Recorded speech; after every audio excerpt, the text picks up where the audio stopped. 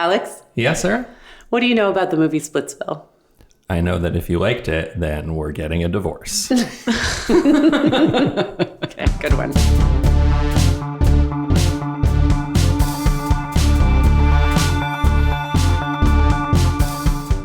Yeah, well, welcome to Mistakes Were Made, the Midnight Recordings. Midnight. We are here to do a quick response podcast to having just gone and seen. But would you say it's fair to call it the most like mainstream film representation of non-monogamy so far? Yeah, I don't know. I mean, maybe that's an overstatement. It certainly seems to be like a movie that's like getting a lot of like heavy promotion. I don't know if they like know who I am, and so they're sending it to me. But it seems like a big deal movie, and it heavily features non-monogamy. Yes, it heavily features the words non-monogamy. I'm not sure if it actually features any non-monogamy. The movie is just, I think it's on an early release in Seattle. So we saw it. They figured, I guess, Seattle epicenter of depraved polyamorous. Hotbed, I believe is the word. Hotbed. And it won a did something good at Cannes Film Festival. Those people liked it. It's directed by Michelangelo Covino, who also starred in it. And it also stars, with top billing, Dakota Johnson, who you might remember from 50 Shades of Grey. Oh. All right, Dakota. I never saw those movies. But me neither, actually. I like how she's like specializing in movies that heavily misrepresent the demographics, sexual practices, sexual minorities, subcultures, and subcultures. Exactly. She did BDSM, and now she's on. She's to like, I really non-monogamy. pissed off the kink community, and who's next? Yeah. Oh, I know, polyamorous people. Yeah, she also just did a movie where she's like a high-end matchmaker. Which I feel like is similar. Yeah. Has she played a lesbian yet? Because I bet she's got some didn't work she to make do out She two didn't. women made? Oh no, it wasn't her. They pecked.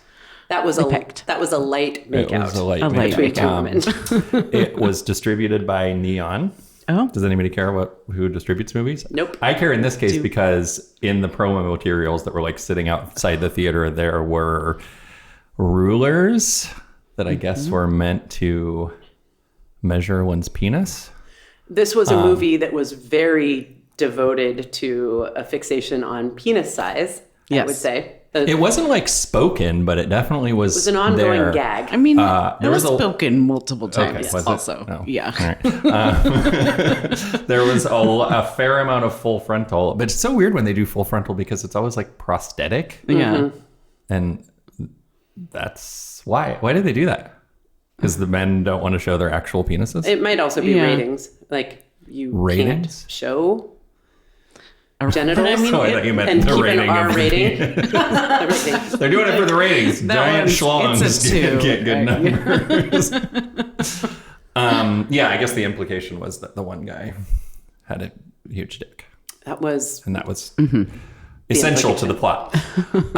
So where do we want to start? How do we unpack this well. hot bag of bullshit? I mean, the first thing I would say is we had to go and watch it and then talk about it, if for no other reason than because, like, I think 5 people sent me texts that were like, "Have you seen this movie? Are you guys going to do an episode about this?" Yeah. And because we definitely, as a demographic, polyamorous people, non-monogamous people, we're like rarely represented in media, and when we are, it's like everybody in the community pays attention to it. I have to say, like, I was telling Jess before we started recording that I feel like a little bit annoyed by that. I was like, we have to record a podcast about this like shitty representation of polyamory because there's so little representation of it. And I mean, it was kind of my idea too. So mostly we're doing this because Alex made us. I'll tell you what, I went in being pretty optimistic. And yeah, I don't know. It seemed The trailer, like, it really, like, the sort of, and we can play the trailer, but like the kind of like linchpin moment in the trailer is like the couple, one of the main couples, like revealing that they have an open relationship. So it's like clear that was going to like play into it a lot.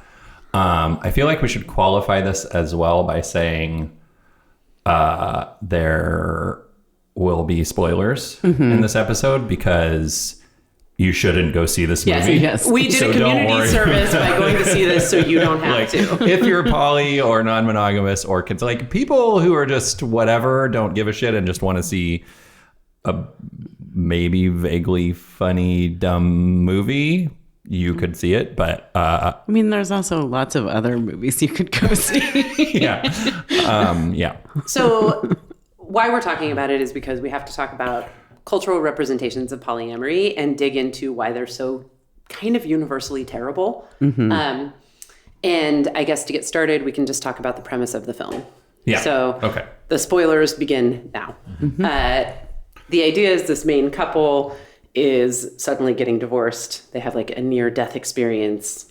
The wife announces she wants a divorce. The husband is bereft, takes refuge at his rich friend's beach house, and proceeds to like try and nurse his broken heart, only to be met with their declaration that in fact they have an open relationship. And so all of these kind of problems of monogamous married people are a little bit beneath them. And then he's intrigued, I guess, or intrigued enough that he then proceeds to sleep with the wife of his best friend, kind of as proof of concept, right? And in his sort of, I guess, kind of like shock of having his marriage just ended. And their insistence that neither of them care if the other one sleeps with other people. Right. And in that first conversation, the rich friend, whose name is Paul, kind of specifically says in a not totally believable way, like, oh yeah, you can sleep with whoever. We don't care. Like, even you. Then, listeners, you'll be shocked to learn that everybody cared deeply that that happened. And within 15 minutes of the movie, there's a prolonged fight scene between the two men over the sexual jealousy that has ensued because of this act, right? And I feel like as soon as that unfolded, I was like, oh, I see where this is going. Yeah. Okay. Yeah. Where did you feel that it was going at that point? I mean, first of all, that it was going to center the male experience and sort of like the toxic jealousies and competition, and that was going to be like the primary kind of plot device. And, you know, that like this was going to be a movie that was going to present non-monogamy as a kind of straw man and immediately knock it down as like a ruiner of relationships, you know? Yeah. We're saying that the movie was written by the two male leads, Paul, the rich guy, and Paul, the rich guy, and Carrie, the dumb guy. Or you I didn't think he was dumb. I didn't think he was dumb. The He was nice like guy. the nice guy. The nice guy. There's a nice guy and a mean guy, and they're supposed to be childhood friends. Right. It is not believable that they're best friends at all, because they are kind of presenting as very different people with very different like lifestyles and values and stuff like that, and economic achievements. Right. The nice guy is the gym teacher at the rich guy's kids, like $35,000 a year school. And that poor kid. Oh my God. Russ. He was my favorite character. I want to hear what Common Sense Media has to say about this, or whatever. What is the Christian one where they analyze movies and they're like, should you let your kid see this movie? No. You shouldn't let your kid be in this movie, definitely. Yeah, and so I would say that is the only actual non-monogamous, like consensual non-monogamy that happens in the film is when the nice guy sleeps with the mean guy's wife. Right. Under the premise that they're open. From that point forward, none of the sex or relationships that are represented are actually non-monogamous. Right. Yeah. Yeah, we'll talk about what happens after that.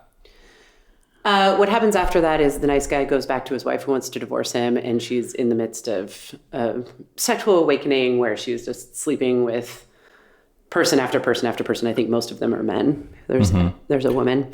And he's like, look, we'll be open and then we don't have to get divorced. And I'll just sleep on the couch while you have all of these sexual trysts around me. Yeah. And then he like befriends all of those men, and she is breaking up with all of them before she moves on to the next one, which is, because it's monogamy. It's not represented as she's having multiple partners at once. It's like he's there and he's sort of having like developing overlapping friendships with them, but she's kind of cycling through them. That was the one point where I think I was still holding on to some hope for the movie that it was going to be about him developing all these friendships with these guys that his soon-to-be ex-wife was bringing home. And I was like, oh, interesting. Like, I wasn't expecting that. This is cool. Like, let's see what happens here. Because, like, it was stated as a problem in the beginning of the movie that he didn't have any friends. That was, like, one of her complaints, right? And I was like, yeah. Okay. Yeah, that was my favorite part of the movie, too, where he was, like, interacting with them. And then it got kind of homophobic at one point. Like one of the men makes it into a sort of throwaway scene, like he's consoling them, and the man like kind of makes a move on him, and he's just like, whoa, buddy. That was kind of gross. Yeah. And all the men are just sort of like hangdog, still stuck on this woman who never properly broke up with them or something. And it's like, oh. Boring. Yeah, so they're sort of props in her. Yeah. I feel like splits. I joked that no non-monogamous people were consulted in the making of this film. Certainly many were harmed in the making of this film, but none were consulted. Except if there was anyone who consulted on this film, that was the one point they got in there, was like, polyamory can be a great way to build community, and for men in particular to develop friendships with each other. It's like there was this little nugget that then was immediately disavowed. That was the only part of the movie where I sort of like felt seen a little bit by like the feeling of you're like having a metamor, like a younger male metamor that you like kind of like and care about and sort of like want to mentor and feel like tender feelings towards. Yeah. Yeah. And that guy was like the best part of the movie. The guitar player who loved Macklemore. Yeah. That was your type. That was my type. Yeah, yes, for sure. Exactly. Naked guitar player. But yeah, I mean, the plot kind of unfolds from there, and it becomes clear that like nice guy is developing feelings for mean guy's wife, and they're beginning an illicit affair with each other. Yeah. Is it illicit? I guess it's illicit. It is illicit, yeah. And then mean guy Paul and his wife Julie have a falling out because Paul is over leveraged in real estate and apparently has been committing fraud, and she didn't know about it, and he ends up going to jail. And then while he's in jail, you know, she's like pissed at him about having jeopardized their child's financial future. That kid seemed like he'd be fine. Fucking ridiculous. And then, you know, the other two, her and nice guy, shack up together basically, and he's like sort of a surrogate father for the kid, which is one of the presenting issues in his relationship with the other lady, Ashley, his wife, that she didn't want to have kids and he wanted to have kids. So he ends up being this sort of very one-dimensional character who like just wants to have kids, and that's his only real like, you know, kind of his only like motivation or his like destiny, which was dumb. In the end, because I feel like we want to just get through the plot so then we can kind of unpack. I certainly wanted to get through it when I was watching it. I kept hoping that it was the ending. I was like, is this the toxic ending? Oh no, there's another toxic ending. But ultimately the toxic ending is that everyone lands back with their original partners, decides that non-monogamy was a mistake. I still argue they were not at any point actually practicing non-monogamy. So they decide that sleeping with other people other than their original partners was a mistake. And that's the happy ending. Yeah. Essentially.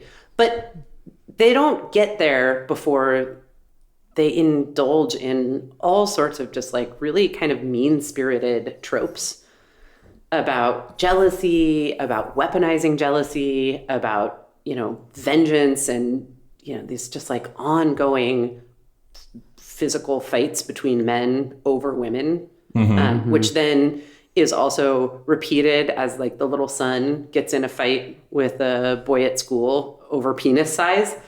You know, and it's just like, yeah, it's hard to imagine like what was going on with these two guys writing this movie. Like, did they think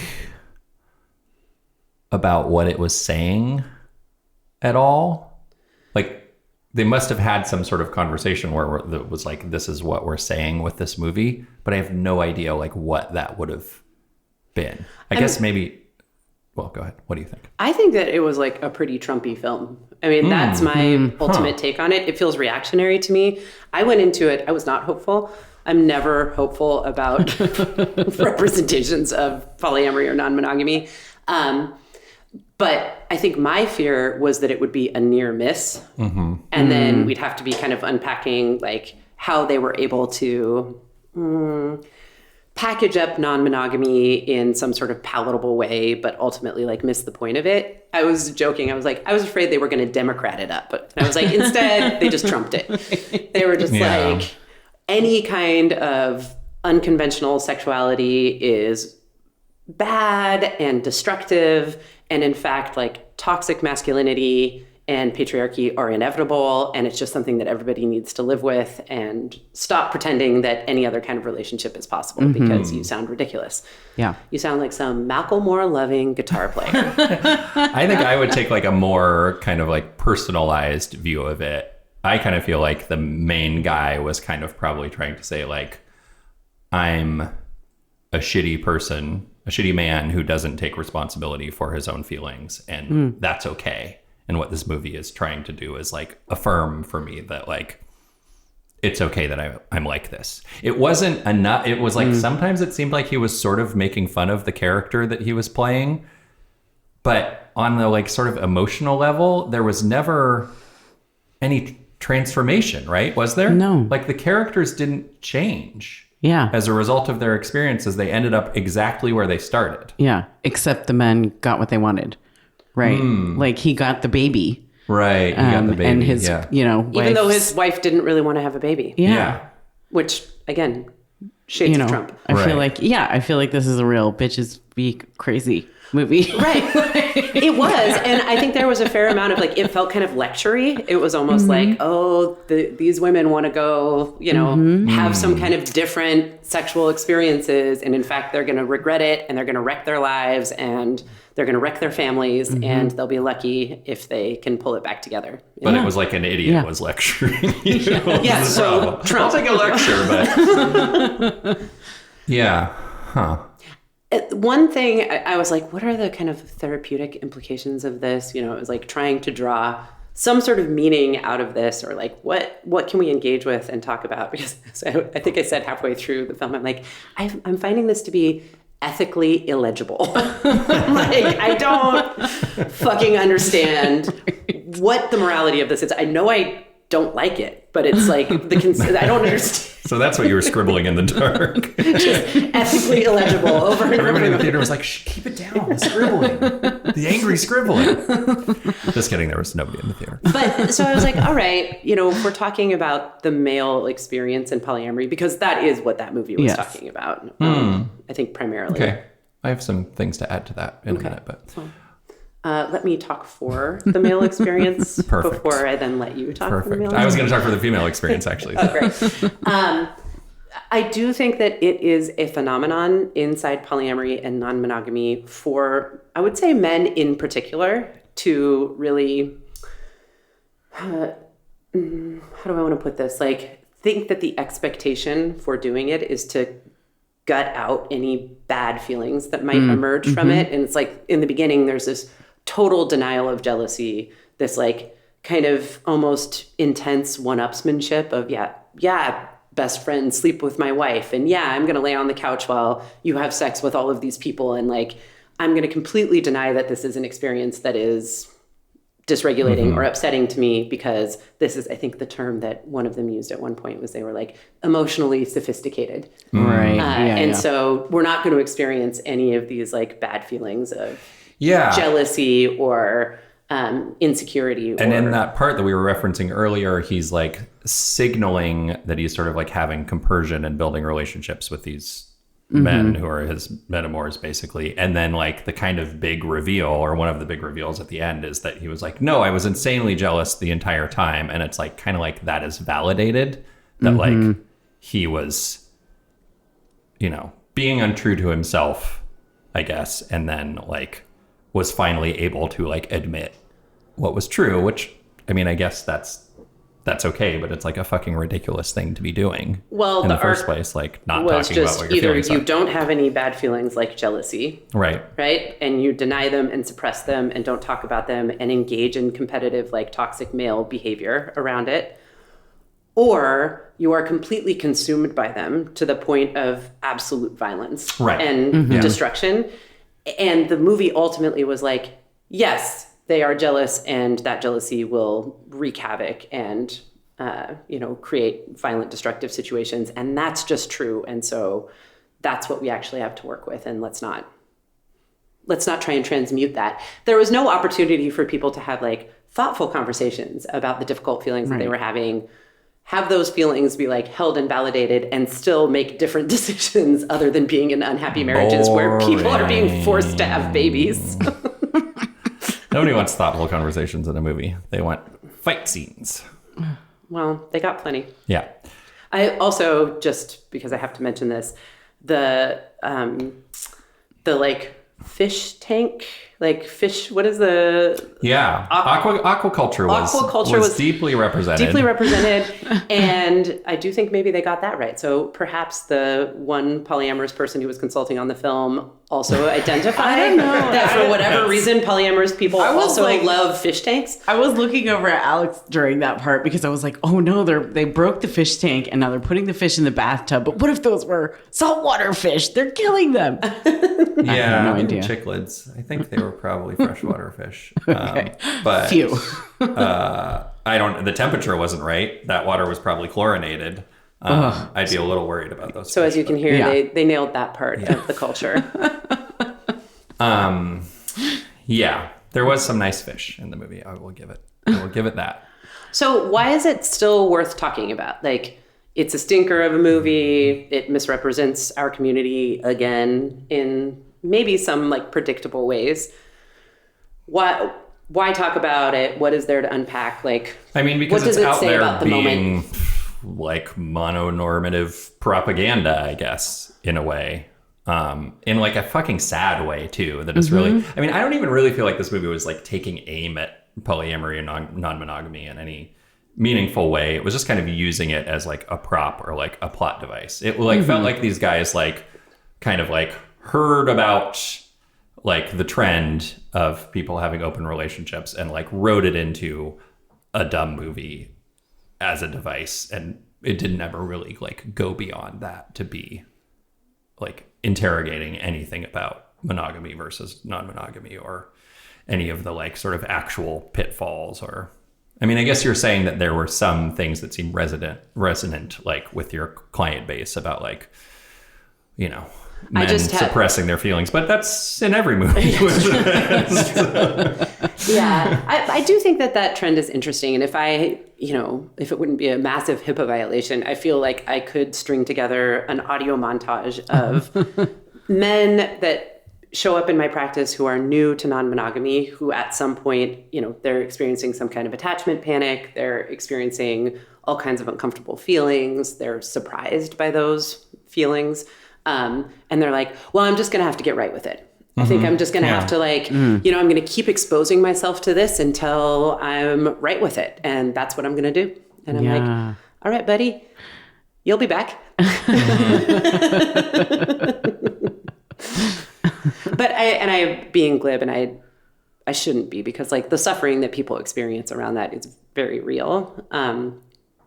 And I think that it is like a sad and distressing way that toxic masculinity shows up in polyamory and like really hurts the people who are practicing it. Why are you looking at me? Well, you said you were going to talk about the male experience, so this is my cue to do so. I agree. And some of those things are like, I mean, I can relate to that, like trying to like wanting to not be jealous and feeling like that is the like correct thing to do and kind of trying to conjure that. Does it feel like emasculating to admit to jealousy? To admit to jealousy where you're not going to immediately engage in a fist fight with the man who you are jealous of? Yeah, that was just insane. Like nobody would ever do. And it was like also this comedic violence that it was like these people would actually have been like severely harming each other. Yeah. But I think my point is the only acceptable way, we've said on this podcast before that the two emotions that men are allowed to experience are desire and anger, right? And so I guess I'm noticing that there's this like, if a man is going to experience jealousy, he has to then respond with some kind of like violence. Otherwise, it's an emasculating experience. And it was like so close to being a critique of that too, but like it didn't ever really get there. I'm now asking you personally. Personally, Yeah. if it feels emasculating to admit to jealousy. And not do something to solve it. Oh, I mean, the something to solve it that would be most accessible to me would be to suppress my feelings. Not Deny the jealousy. deny the jealousy, not like be violent or like ask my partner to change or things like that. But I don't know if emasculating is exactly the word that I would use. Why do you think the automatic response to jealousy for like the men in this movie, or maybe that you're experiencing, is to deny it or suppress it? Because you want to be like strong and independent and confident, and admitting to jealousy is sort of like giving up all of those things, right? Like being like, I'm fine with whatever is, I don't know. I guess maybe in our generation, I think like apathy is also a masculine attribute, and maybe like kind of the flip side of like the violence. It's passive aggressive. Yeah. And so it's still anger. Yeah. But it's inverted and suppressed anger. Yeah. And like internalized. Yeah.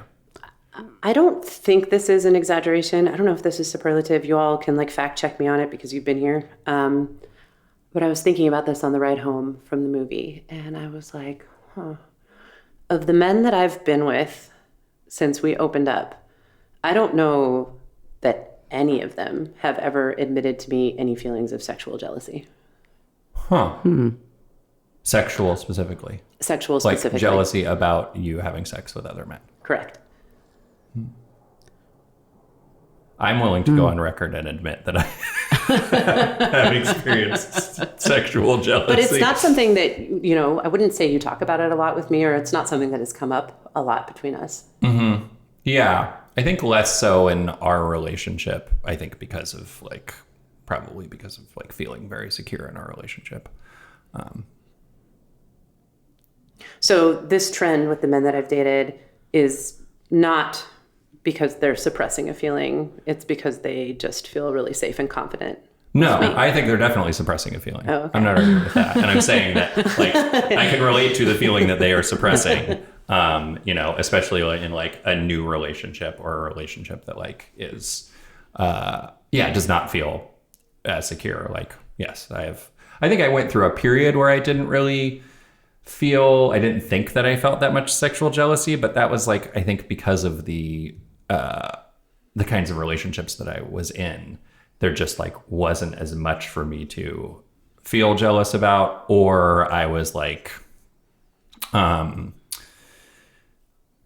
they were like sort of distant enough, or I had to like kind of like removed myself enough, or like kind of dispersed enough that like I didn't have those feelings. Like I wasn't like hyper aware of what was happening with other partners, or I wanted to have my own like kind of promiscuous behavior justified, and so it felt better to be okay with what was happening with my partners. And it did at the time, I think, felt like an honest feeling. Like I was like, well, whatever feels hard about my partner being with somebody else, the feeling of freedom that gives me, sort of like counterbalances it. You know what that reminds me of? The guy in the movie. Well, one of the scenes right before, who is it? It's Dakota Fanning. Yeah. Right before she kisses the nice guy in the kitchen, and they're about to have sex. Yeah. She says, let me see if I can remember this. You know what kills relationships? Guilt. Guilt is what kills relationships. So if you make the guilty thing okay, then the relationship will last. So it just made me think of that when you were like, if you were feeling guilt about promiscuity, then that was reassuring to you. Yeah. I think that line was probably like actually taken from some non-monogamous or polyamorous people. I think that, there's some truth to that. Yeah. Tell me about the truth in that. Both of you, I'd love to hear it. Yeah, I don't know. I mean, it seems like it has a lot to do with the whole premise of polyamory or ethical non-monogamy as contrasted to monogamy, right? That that it takes away the spiciness of a secret affair, right? By making it not secret. Right. And it's not the crime, it's the cover-up thing. I mean, just like on a very surface superficial level, like cheating is cheating. It's interesting to note that the people in this movie were kind of consistently lying and cheating, in spite of what they were allowed to do. And then they were even lying about another big reveal was that the supposedly polyamorous couple or non-monogamous couple with an open relationship, neither of them had actually acted on it. They were just in this don't ask, don't tell situation where in fact there was never anything to ask or tell. Right. The movie didn't even have the courage for anyone to be non-monogamous. Yeah, it was such a fucking cop-out. Yeah. They're just and it almost felt like that was them being look, you can still like these people. They're they're not morally depraved you thought that they were. You can actually still like them. And because they just cheated and lied. They weren't non-monogamous. Yeah, they didn't interrogate the system within which they live. They just cheated and lied inside of that system. Also worth noting, no fucking character except for the guitar Macklemore guy in this movie was likable. I was trying to figure out who is the hero of the movie, with obviously with a lowercase h, but you need somebody to relate to in a story to identify with and who experiences some sort of challenges and transformation and change. And it was probably supposed to be the nice guy, but I related to Dakota Fanning. Yeah. I mean, mostly because we look alike. Yeah, I can see that. You really saw yourself in Dakota Fanning. She was the most likable character. That's true. I found her to be the most honestly vulnerable. Yeah, it was clearly not a movie about her experience, but yes, I agree with you. When she gave the speech about guilt, I thought that was reflective and thoughtful. And I want to kind of dig into that assumption about guilt being something that ruins relationships, because I think there is something to unearth there. But in that same speech, she said something about how she knew that this man that she married was, I mean, to use an old-fashioned term, but to get to the point quickly, was a womanizer, right? That, in fact, he had picked her up when he was dating her best friend. And so that this was his MO. And she knew that she couldn't expect him to change. And so she was trying to create a scenario where he would be allowed to be this way and wouldn't have to lie to her, essentially. And then the nice guy with the big dick was kind of, how does that make you feel? You can see how they ended up having sex on the kitchen counter, right? And she was like, it makes me feel sad and angry, even though I know I can't change it. And I felt like that was, if there was something that was kind of legible in the movie, some sort of motivation or emotional depth, I think it was represented in that little bit of dialogue. And I thought it was relatable for me, a lot of things can be true at once. And I kind of notoriously date men who like to date lots of women. And so I could really relate to the feelings that come up around that. One, the kind of compersive experience where you're well, if I'm with a man who dates lots of women, then I'm kind of free to do whatever and he can't control me.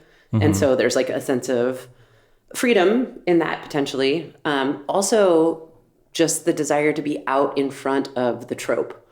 You know, like I would rather be with a man, cuckolded woman or whatever. Yeah, who sleeps with lots of women and who is open with me about that instead of trying to find the man who doesn't and hides it from me. Right. You know, so I just I felt like some sort of kinship to that piece. And then later, spoiler alert, he reveals that he was doing the same thing and wanted to be open so that because he felt like she was out of his league. And so if he like allowed her to do whatever she wanted. She had a very successful pottery business.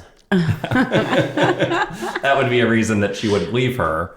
I mean, all of that was like, I don't know if that's like inaccurate or not in terms of like how couples are, but it is like, are you guys not having any conversations with each other? Like, definitely they have like a 10-year-old child and stuff, and they're just like, I guess it was an interesting like picking apart of like a non-monogamous arrangement or an open marriage where the people have like talked about it to the extent that they're like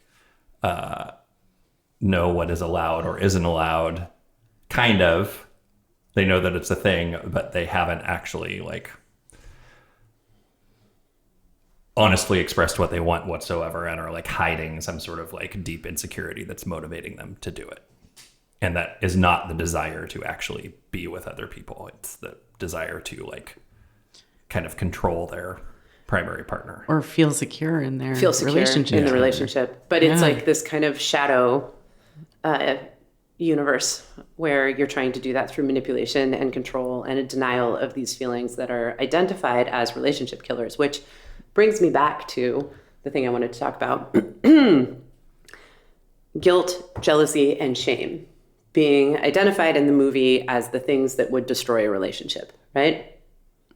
Does that seem true? And I guess like kind of colloquially or culturally, that feels true, right? What was the thing in the beginning about something was a cul-de-sac and something was a intersection? Oh, yeah. I don't remember. Okay. Didn't catch that. One of the characters, the other lady, the nice guy. Reflection is a... Reflection is an intersection. Guilt is a cul-de-sac. Oh, God damn it. We better go watch the movie again. It's in the first 5 minutes. So she's supposed to be a life coach, which was also... Yeah, it was interesting throughout all of this. Therapy was not mentioned one time in the 24 hours long film that it felt like it was. But life coaching was mentioned many times. Yeah. Chiropractics. But the point I was trying to make is maybe circling back to this idea of there being bad feelings and us trying to eliminate them, right? Jealousy is a bad feeling that could kill a relationship, so we should eliminate it or suppress it. Guilt is a bad feeling that could kill a relationship, so we should eliminate it or suppress it or try and control it. Similar with shame, right? I don't think shame really came up, did it? Movies don't be fucking with shame. Except for that movie, Shame. Which I tried to watch the other night, actually, and I couldn't get it to. I couldn't find a streaming service. But. That's what you're just trying to watch that like on your own. You know what? I was. Yeah. I was here by myself. I was like... I love you. Gotta watch that Fassbender movie. It's like that guy, Steve McQueen. We saw it in the theater, but I think it was because we saw it, and I was like... Looking back, I was like, I was not ready for that movie when we saw it. I don't know what, you know. Okay, well, let me put it this way. They should have felt shame. So whether everybody involved in that movie ought to be ashamed. Yes. But my larger point is these are just normal feelings that come up for people and in all relationships. And it feels very, very America 2025 to be like, this is bad, let's eliminate it. Right?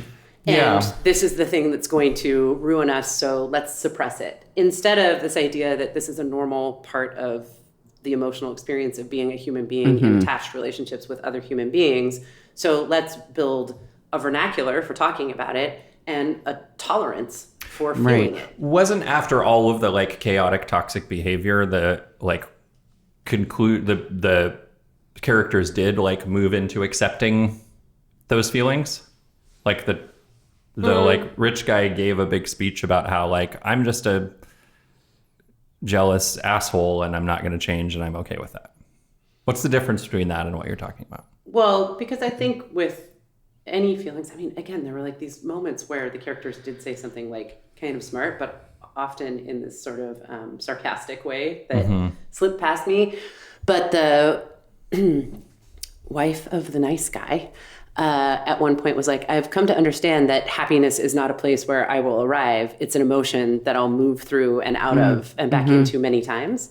Yeah. So I think that's what I'm arguing for here, is that the movie didn't recognize that, likewise with guilt and shame and jealousy, these are all feelings that we're going to experience and we will move in and out of throughout the course of, our lives.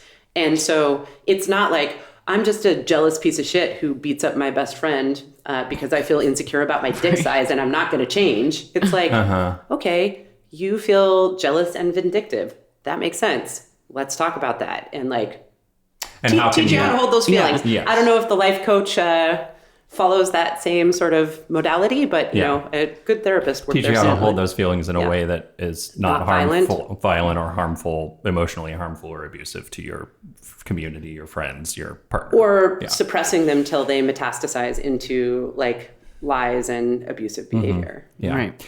Can we talk a little bit about that lady, the life coach, Ashley? I do also think that her experience of her kind of I guess she didn't come to be asking for non-monogamy, but her motivation for asking for a divorce was that she was already that she didn't feel like she'd done as much sexual exploration as she wanted to have in her life. So was not ready to move into a permanent, having children, marriage, life phase. And then that she was acting on that already and cheating.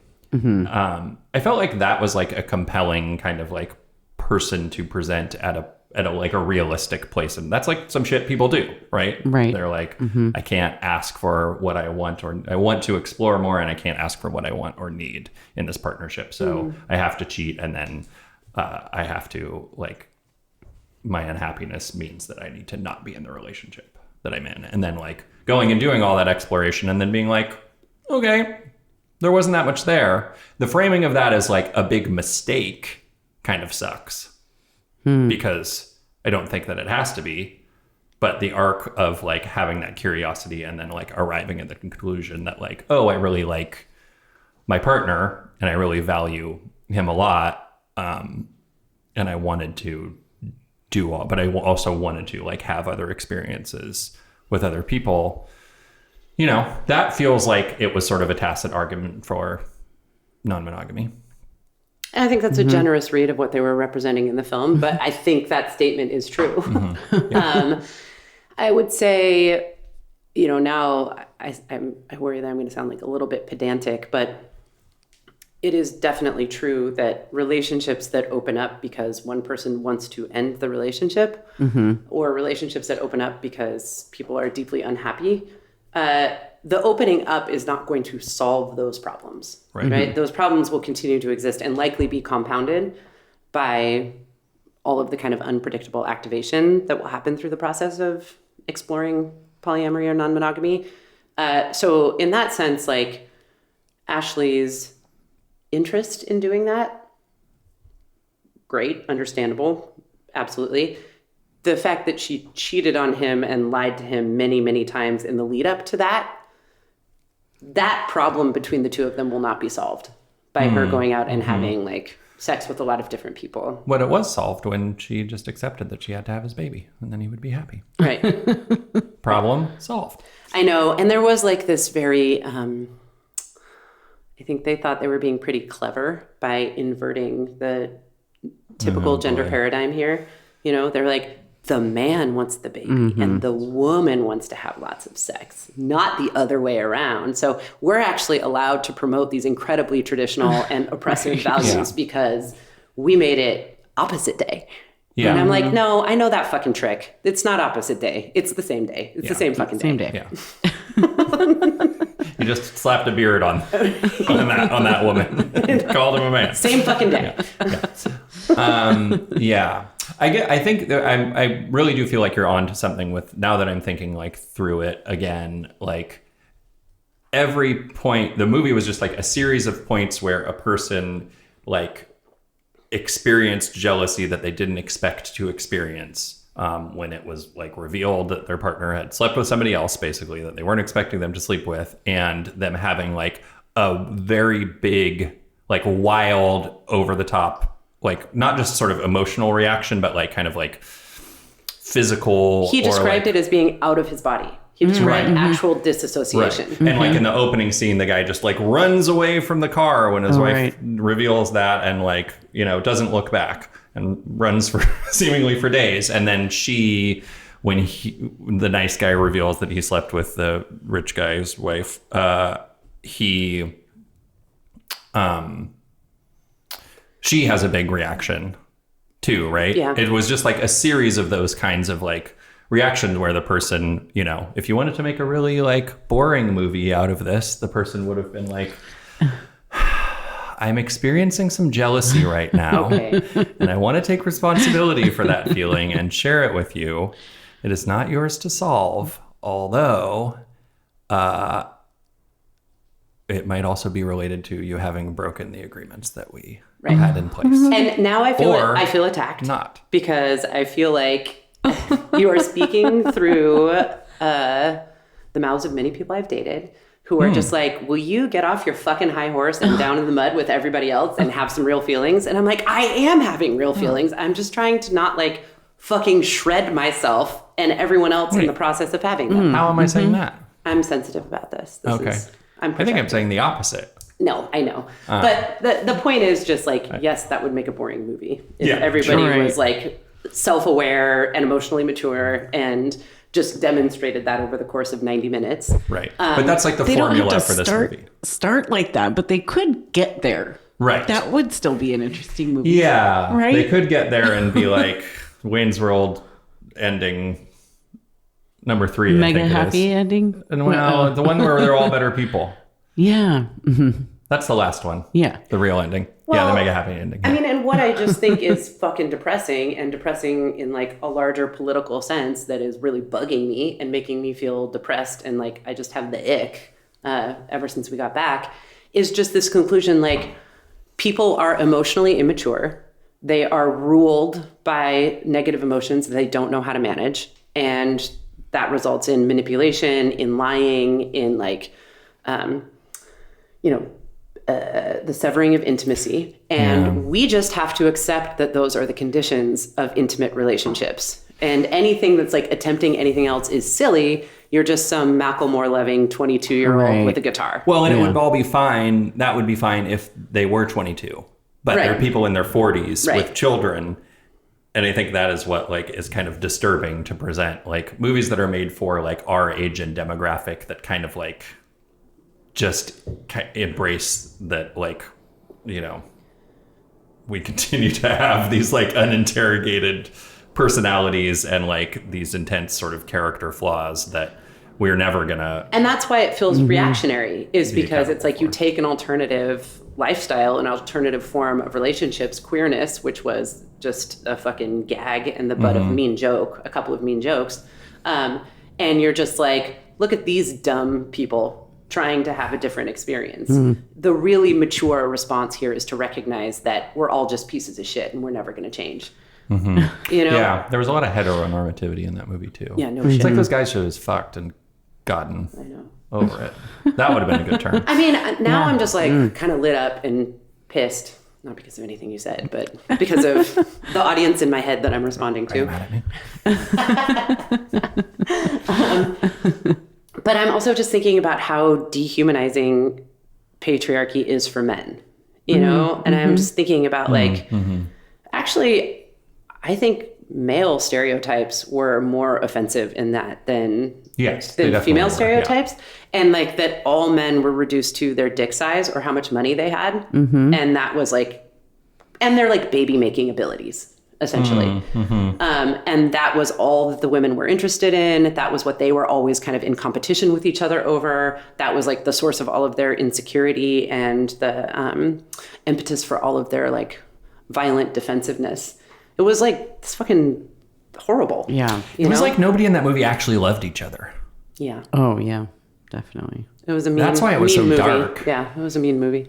Yeah. And these like endless kind of power plays. Yeah. You know, like that's the other thing where romantic comedies are always doing this. And we've talked about this on the show before, that there is this kind of hetero fatalism, I would say, to use a term that's come up on the show and, indicates this idea that hetero relationships are kind of like doomed to unhappiness and we can't escape that. That resentment is inevitable, that this is all about like transactions. These are all power plays.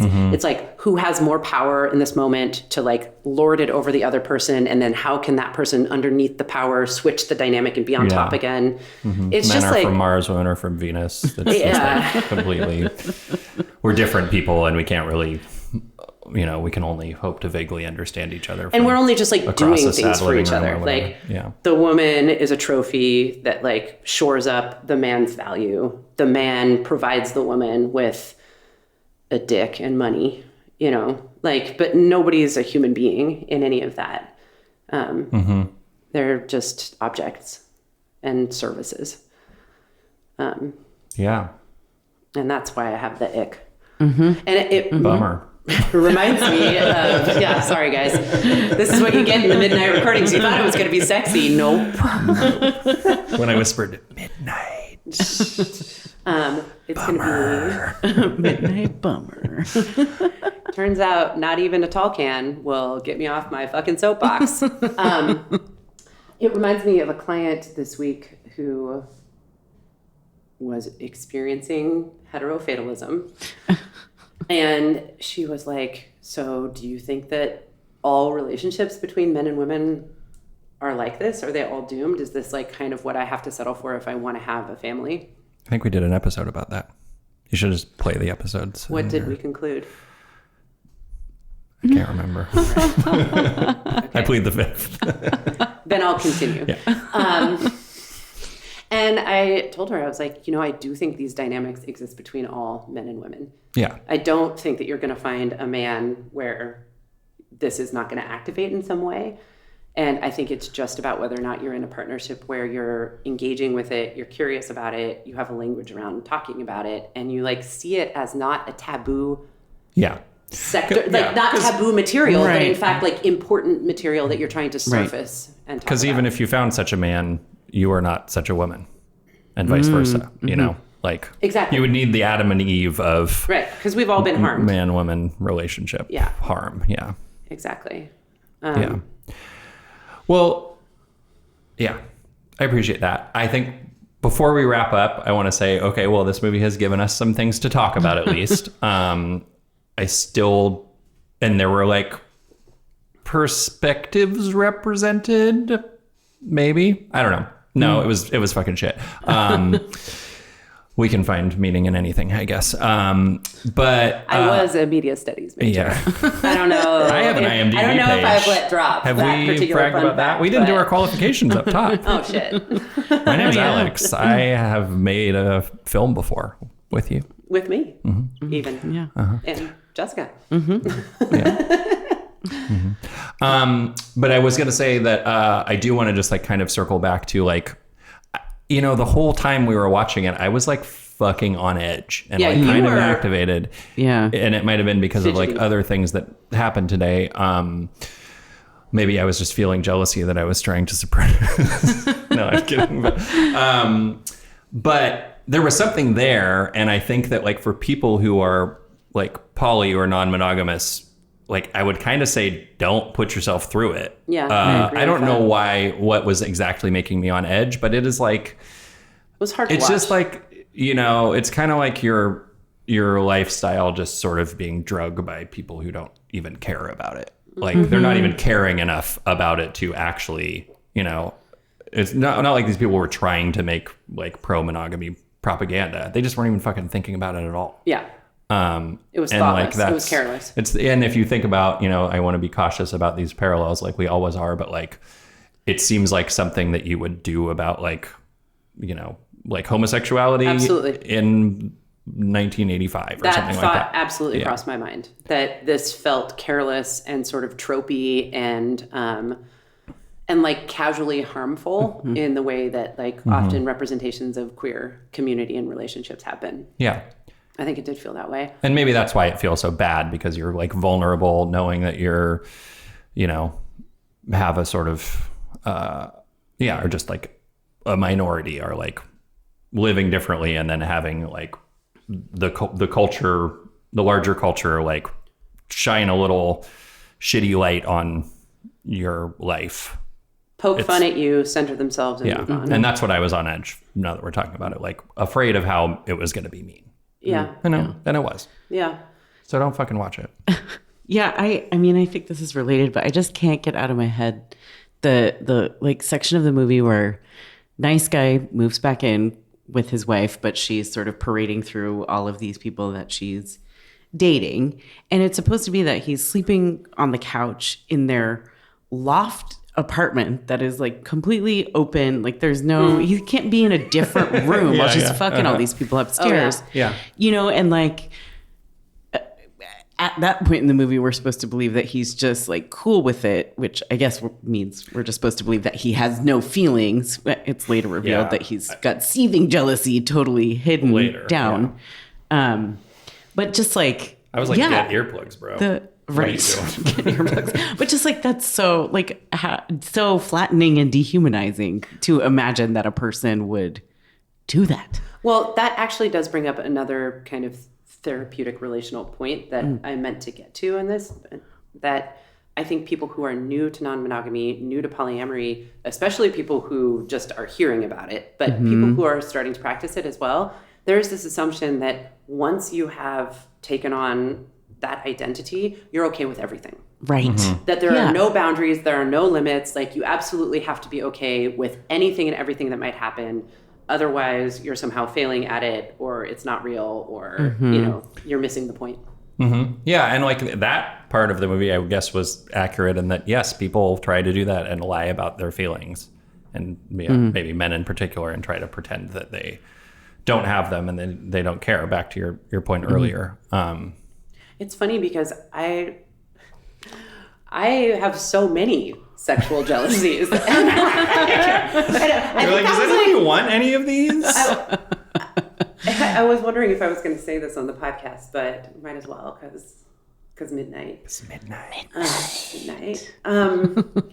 You know, to me, being in sexual intimate relationships with people, and especially with multiple people, means that I'm going to be navigating sexual jealousies kind of a lot, if not a little bit all the time. And I guess I'm just like identifying that feels like taboo and unwelcome sometimes. And I don't always know if I'm like allowed to voice it, or when and how I'm allowed to voice it. Voicing them feels taboo. And if I am voicing them, is that going to be perceived as like guilt inducing to my partners, or like I'm trying to change their behavior? I definitely find with, I don't know, tell me if I'm wrong, but I do find with like male partners, you know, there's like that stereotype that you tell a man that you're struggling with something and then they tell you how to solve it. And so I think that will show up in my relationships where I'll be like, I am struggling with this jealousy. And then there's like an immediate, like, either no, you're not, which is always interesting, or here's what you should do. Here's what you should do, or here's how we'll solve it, or oh, fine, I'll just stop, you know? I call it the vanilla ice treatment. The vanilla ice. Tell me more. If you got a problem, you'll all solve it. Okay, yeah. Yeah, and I mean, who was it the other day was asking me, was it you, Alex? Yeah, it was you. You're like, is this what life just feels like? Like, it just feels like really bad sometimes, and then that goes away, and then it comes back. And I was like, I think so. I think it is. And I think, like, the goal is actually to just, like, keep expanding around those feelings, not to try and reduce them. And that's what it actually means to be emotionally sophisticated, not the idea that being emotionally sophisticated means that you don't have feelings. Emotional. Yeah. So let's turn Lemon's dog shit into lemonade. Ew. Yeah, sorry. There was also some like gross a really dog gross shit. dog shit. Yeah, I had forgotten about that. That's why it was in my head. Rewind. Let's turn lemons into lemonade.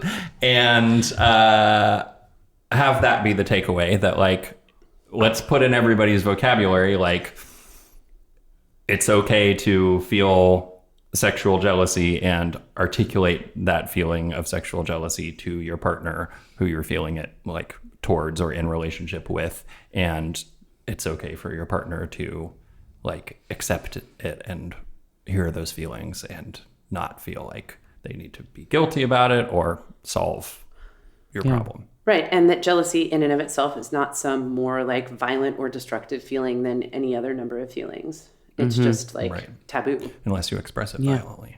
Unless you express and then you break a fish tank. Yeah. Yeah.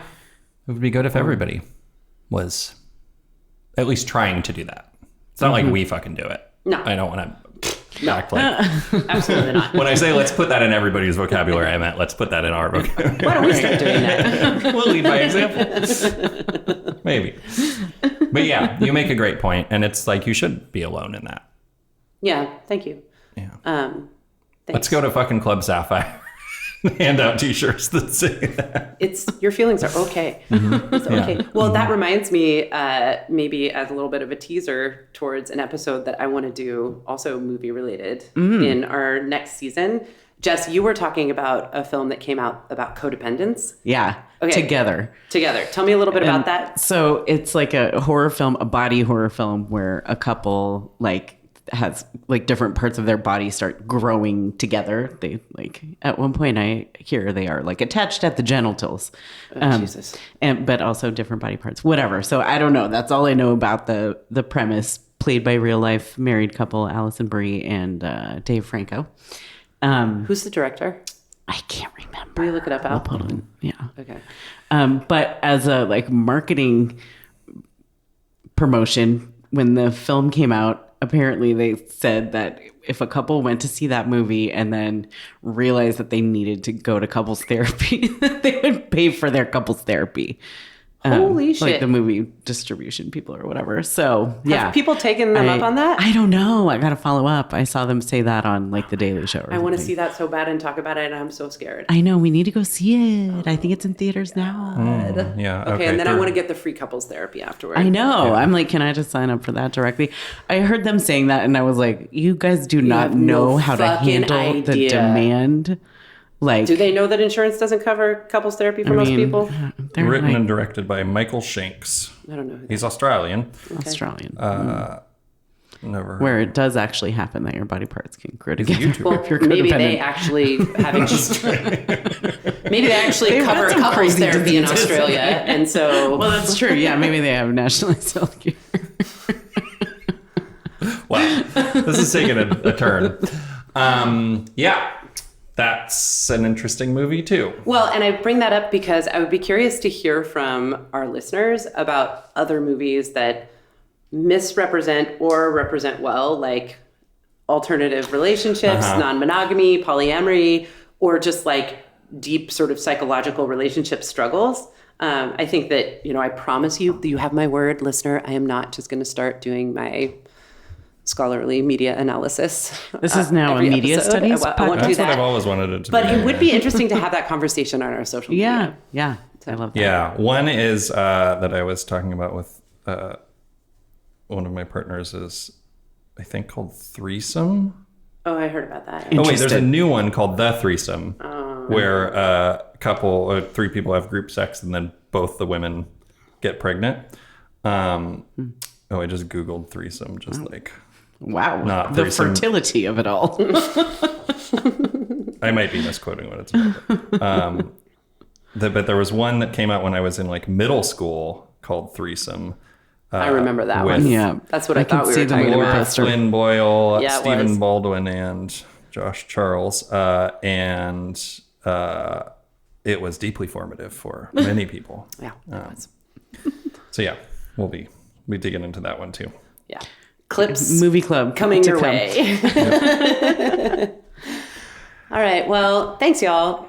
This was a first for us to do like a kind of rapid response to something in the culture like this. So I'm glad we did it. And Yeah, and listeners, I want you to know that we planned this whole thing, went to see the movie super early, are releasing this episode immediately because we thought maybe it was going to be really good, and we wanted there to be time for you all to go out and see it. But we hope you go to the movies this weekend and see something else. All right, we did it for you. We saw it, so you don't have to. Thank you for listening to Mistakes Were Made. We'll be back in 3 weeks with another episode, which will be our season finale. And then we'll have a very short break, and we're already plotting season 5. If you can believe it. See you then. See you then, everybody. Thanks. Bye.